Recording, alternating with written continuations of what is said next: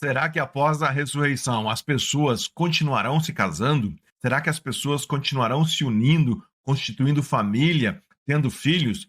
Será que a Bíblia tem alguma resposta clara a respeito disso?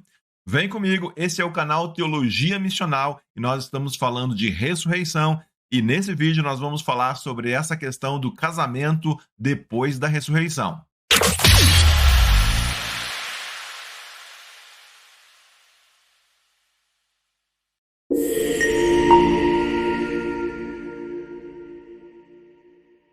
Quais são os textos bíblicos em que Jesus falou desse assunto que se refere à ressurreição? Será que Jesus fala da ressurreição em algum lugar? Será que Jesus ele se preocupou em tratar deste tema da ressurreição? Você saberia dizer algum texto que vem à tua cabeça onde Jesus está preocupado em explicar para as pessoas como será a ressurreição, como que será depois que as pessoas morrem, como que vai acontecer quando ele retornar? Então, essas são questões que nós queremos conversar um pouquinho aqui nesse vídeo. O que acontece depois que morremos? Bom, as pessoas têm diversas teorias a respeito disso, existem diversas doutrinas, as pessoas acreditam em diversas coisas quando o assunto é vida após a morte. Dormimos, nos tornamos anjos, reencarnamos, viramos pó. O que será que vai acontecer?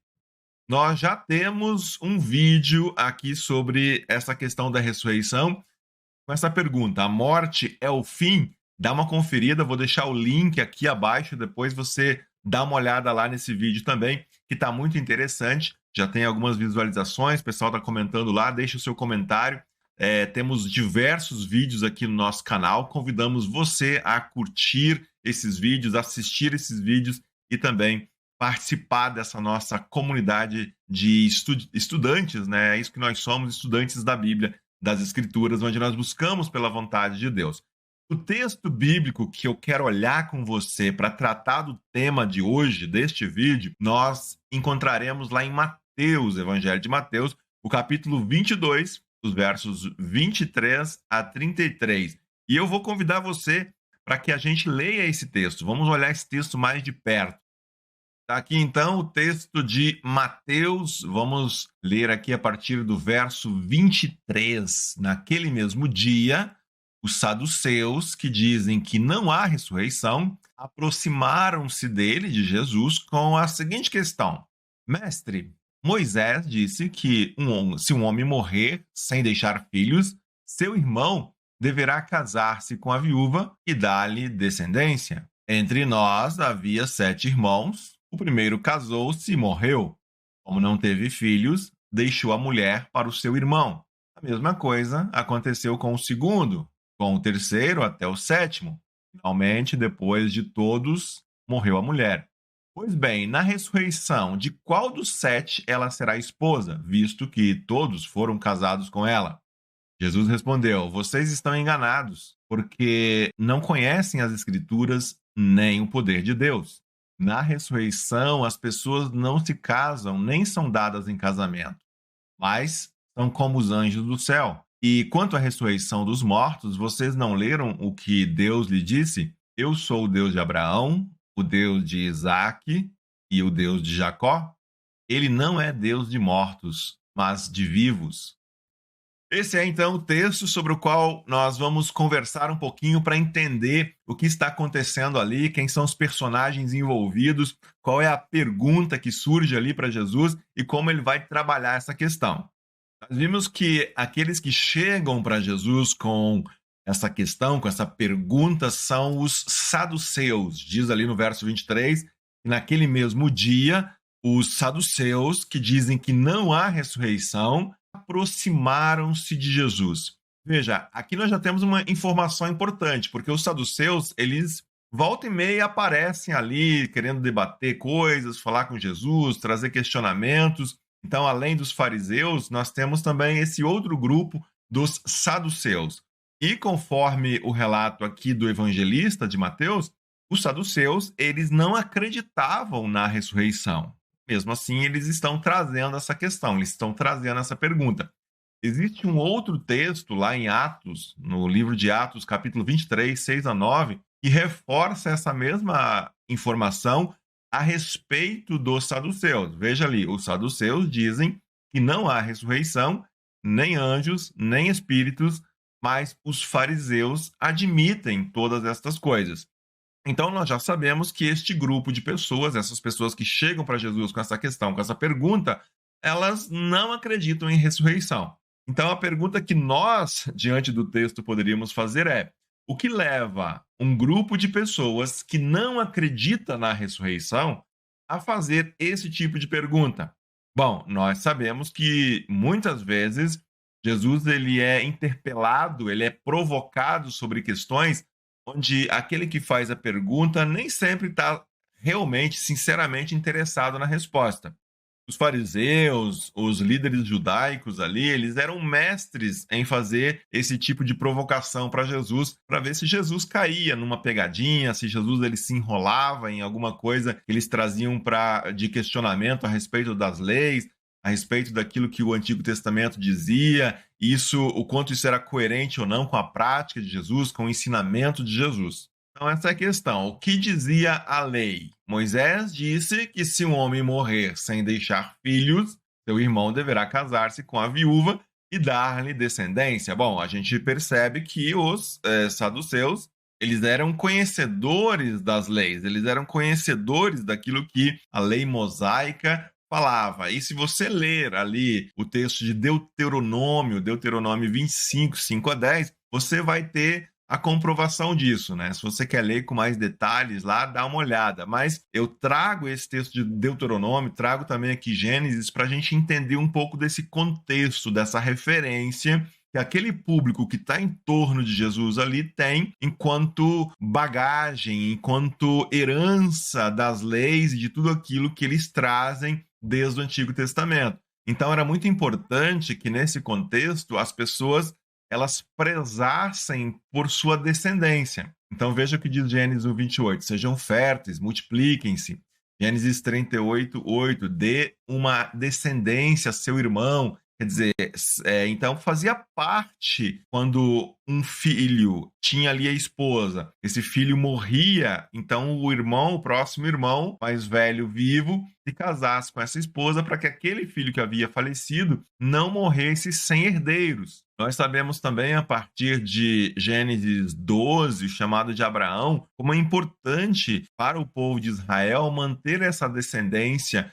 A promessa de Deus tem a ver com dar a Abraão uma grande descendência, a promessa de que Abraão seria abençoado e que este povo, essa descendência, seria uma bênção diante das nações. Então aí fica muito claro o objetivo da lei no Antigo Testamento para o povo de Israel. Era evitar que as famílias israelitas desaparecessem. Então, veja, a provocação que os saduceus trazem aqui, eles trazem essa provocação de forma embasada lá na lei, no Antigo Testamento. Se há ressurreição, como vocês dizem, quem, além de Jesus? Os fariseus, por exemplo. Os fariseus, diferente dos saduceus, os fariseus acreditavam na ressurreição. Então, a provocação, a pergunta dos saduceus vai nessa direção. Se há ressurreição, como vocês dizem, como se resolverá essa questão envolvendo o casamento de um homem com 7 mulheres? Quer dizer, como é que vai se dar isso depois? Com quem esse homem vai viver? Quem será a sua esposa? E a resposta que Jesus dá a eles é muito clara, é muito objetiva, é muito direta. Então, vejam, eu trago aqui paralelo dos dois textos, né? Nós lemos ali Mateus 22, mas eu trago também a referência de Lucas 20, que é a mesma história, porém com alguns detalhes a mais. Qual que é a resposta, então, que Jesus ele dá para eles?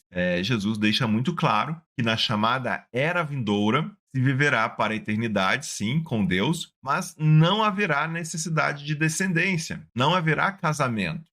Porque ali não haverá mais morte, não haverá mais essa limitação a qual nós estamos sujeitos hoje. No verso 30 de Mateus 22, está bem claro ali, na ressurreição as pessoas não se casam. Veja que no paralelo de Lucas, a mesma coisa, na ressurreição na ressurreição dos mortos, né, não se casarão, nem serão dados em casamento, porque não podem mais morrer. Então é uma realidade da qual Jesus está falando aqui, explicando para aquelas pessoas, não só os saduceus que estão perguntando, mas sempre tinha outras pessoas na volta. Então Jesus leva também isso em consideração, porque ele sabe que tem outras pessoas que estão ali assimilando os ensinamentos, as palavras de Jesus. Que mais? Tem mais coisas que Jesus diz aí, né? Ele fala de anjos, fala de céu, ele faz algumas comparações que ele parece querer usar, colocar como exemplo para ajudar as pessoas a entenderem aquilo que ele está dizendo. Será que depois que morrem as pessoas, elas se tornam anjos?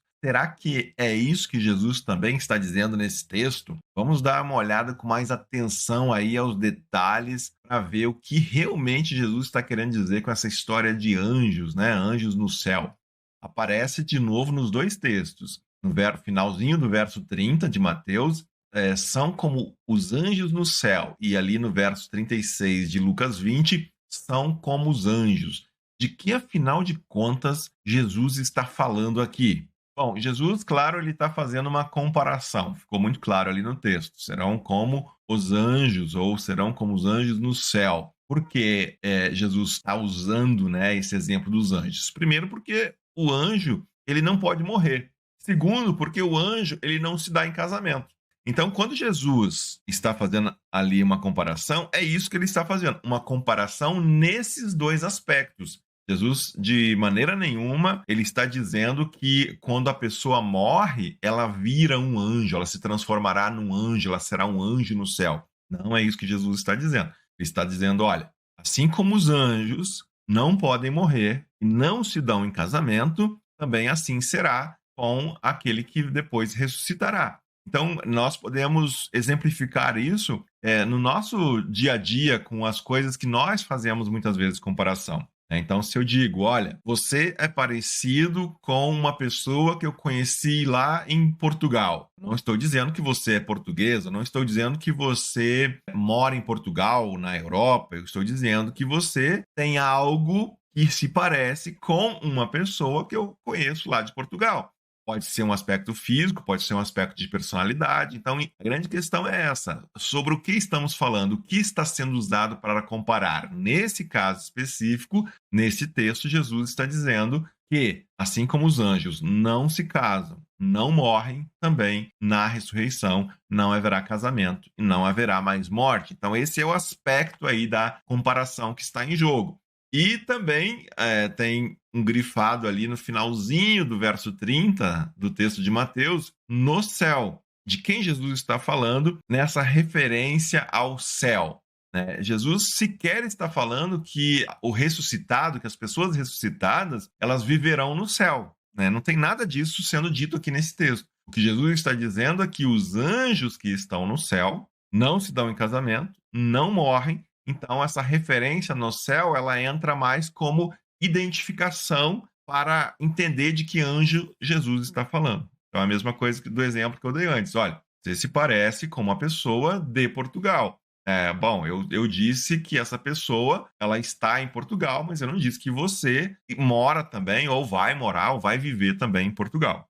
Então, veja que é importante a gente ler o texto se atentando a esses detalhes, para que as compreensões que nós muitas vezes carregamos já conosco, do senso comum, não contaminem a nossa visão e nos faça retirar do texto uma interpretação de algo que não está lá.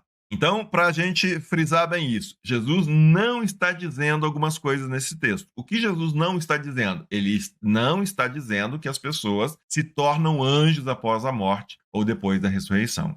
Não.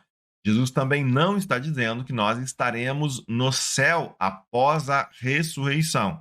Lembrando sempre que essa palavra céu no Novo Testamento, ela tem muito mais um sentido de presença de Deus do que necessariamente um lugar que nós poderíamos tentar entender geograficamente. Então, eu estou aqui na Serra Gaúcha, Nova Petrópolis, você está em Brasília, você está em Pelotas, você está no Rio de Janeiro. Não é nesse sentido que céu aparece no Novo Testamento, mas tem muito mais relação com a presença de Deus, de estar com Deus, de estar na presença de Deus. Jesus Então, não está dizendo algumas coisas, mas ele também está dizendo, afirmando algumas coisas. Ele está dizendo que a era vindoura será caracterizada pela imortalidade. E Jesus está dizendo, deixando muito claro aqui, que haverá ressurreição. Jesus, então, afirma a ressurreição, que nós sabemos está fundamentada na ressurreição dele mesmo, do próprio Jesus, que morreu e ressuscitou. Então, vejam como é importante este tema, como é importante esse assunto que envolve a ressurreição. Jesus ainda vai acrescentar nessa resposta dele aos saduceus o seguinte: quanto à ressurreição dos mortos, primeiro, deixando muito claro, Jesus ele trata da ressurreição como um fato, como uma verdade, como algo que realmente acontecerá. E aí ele vai adiante nesse texto afirmar algo que talvez nos deixa com uma pulga atrás da orelha, porque ele diz assim: vocês não leram o que Deus lhes disse? Eu sou o Deus de Abraão, o Deus de Isaque e o Deus de Jacó. O que significa isso? Por que que Jesus ele está trazendo essa questão aqui? Onde eles vivem? Onde eles vivem? Onde estão Abraão, Isaque e Jacó? Será que Jesus está dizendo que eles já ressuscitaram? Porque veja que Jesus, nesse mesmo texto, ele vai acrescentar no finalzinho ali, porque Deus é Deus de quem? De vivos. Ele não é Deus de mortos, mas de vivos. Ambos os textos aqui enfatizam isso. Então nós poderíamos nos perguntar, bom, mas vem cá, então Abraão, Isaac e Jacó, eles já ressuscitaram?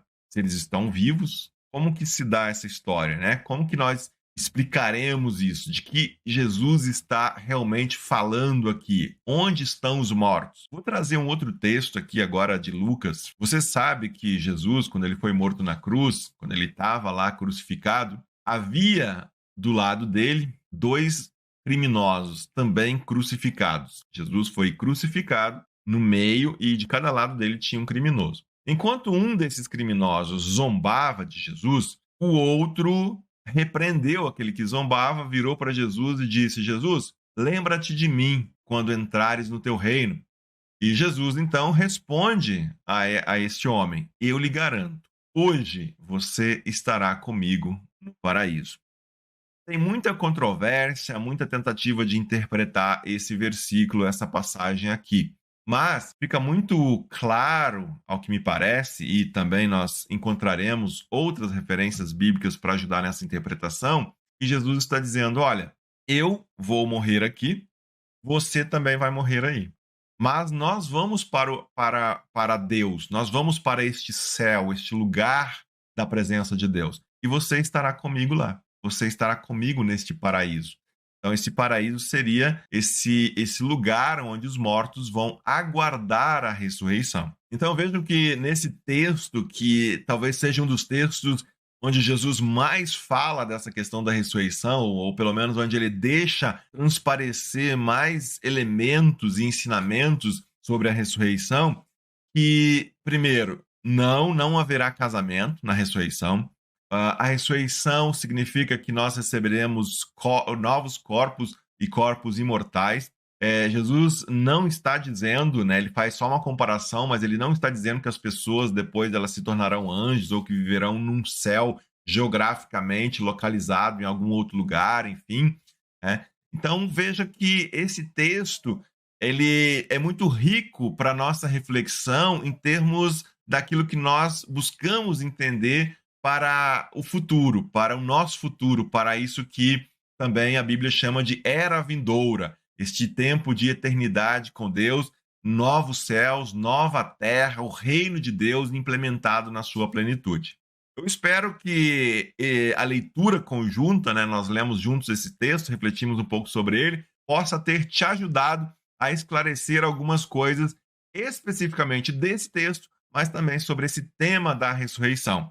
E continue conosco, nós teremos outros vídeos onde continuaremos tratando do assunto da ressurreição. Confira o link abaixo de outro vídeo que nós já temos também sobre esse assunto. Curta os vídeos, isso é muito importante para nós, para que o vídeo possa chegar a mais pessoas.